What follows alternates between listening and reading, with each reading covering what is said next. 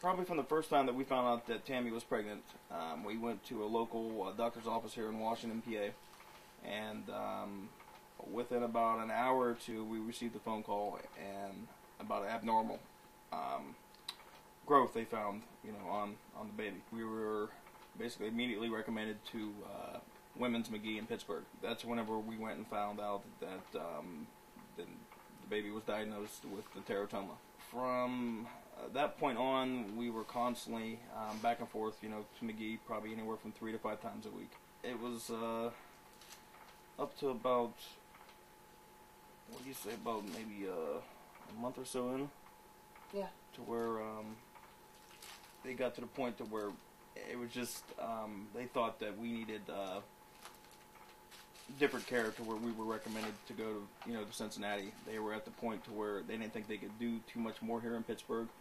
They were not as familiar with Cami's case. And they had doctors that specialized on what she had. So after getting to Cincinnati, meeting Dr. Home and his team, it was just like almost like a ray of sunshine. They gave us, they were a lot more optimistic, just because they were a lot more familiar with the case. And they had, I think, approximately maybe anywhere from 5 to 7 different babies at that time that were going through the same thing as ours, which made us feel a lot more at home. I think about,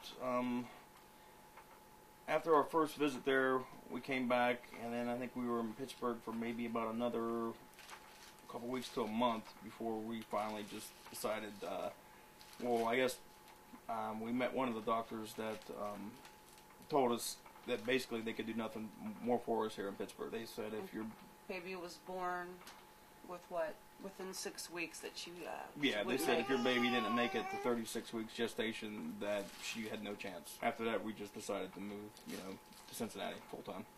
Well, that's when we emailed the doctor, and he told us to get out there as soon as possible. And then that was it. We were out there for about maybe a week or two before one of the procedures that they were doing, which is called a bladder tap, that sent her into labor.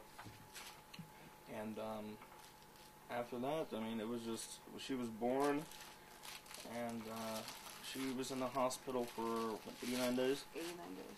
People that we met in Cincinnati were just, phenomenal, ever from, from our housing to the doctors.